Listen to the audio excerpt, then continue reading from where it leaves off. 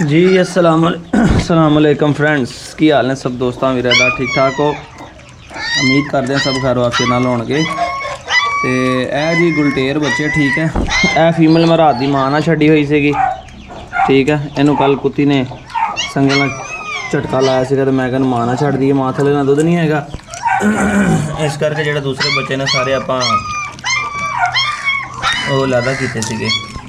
22 मार्च की सुबह की फ्रैश वीडियो आ, ठीक है। ये बच्चे तुहाडे सामने ने दही खा रहे हैं, ठीक है। तुहानूं मां भी चेक कराउणा ते मां का दुध भी इन्होंने पिलाउणा वा, मगर हुण नहीं पिलाउणा, दोपहर नूं पिलावांगे क्योंकि फीमेल थले ना दुध नहीं हैगा। खा खा खा कर नस्या किधर जाना, ढिड्डी होनी डी छेती भर गई, इधर खा, ये भी खा, ठीक है जी। माशाल्लाह क्वालिटियाँ वेख लो, पतलियाँ चमड़ियाँ और पतलियाँ टेलां ने, सिर्फ एक जोड़ा रह गया नरमादी का, ठीक है। एक जोड़ा रह गया, सारे बच्चे माशाल्लाह सेल्फ फीड करते हैं। आज तुहानूं वीडियो बना के चेक करा रहे हैं जी, ठीक है। 1 बाय 1 बरीकियां बच्चों ने तुहाडे सामने वाजिया सीधियां ते लम्मियां अपना पतलियां पूछां जी, ठीक है। वो आ गई, वो फीमेल आ गई। दही खाला तो भी रात दे मां ने छुट्टियां लाइयां होईयां ते 5 बच्चे मैं दे विच तड़े होए सी, एक फीमेल मैं मां ने छड्डी हुई सी। ए जी देख लो, ठीक है। 22 मार्च की सुबह की फ्रैश वीडियो आ, बच्चों का नाश्ता हो रहा जी, ठीक है। यह देख लो, तो हम कुछ बच्चे उधर माल जा रहे हैं, मां का भी चलो दुध च पी लैन नाल लगदे हैं। बैठ जा बिलो, बैठ जा। हुण दुध लाया इन्हें तो कुत्ती थले ना दुध नहीं ना है, इस करके मैं उन्होंने नाल सेल्फ फीड करा रहा।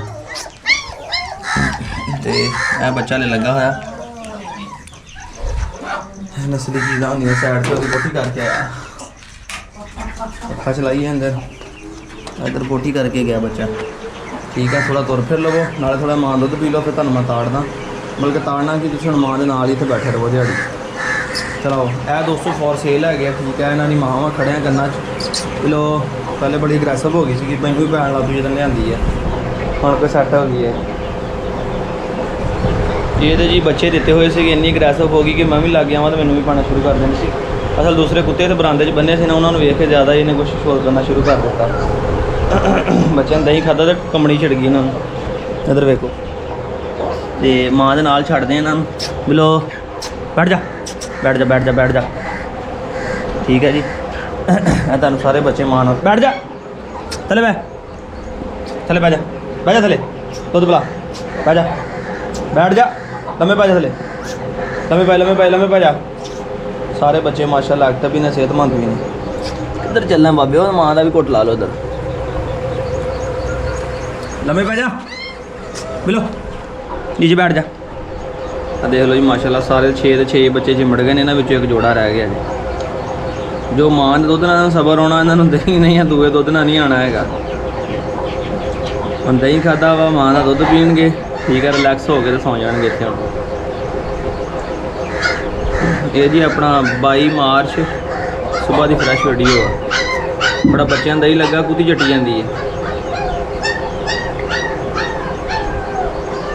मैं पहले पा जा बिलो, ए बिलो चल, मैं पा जा।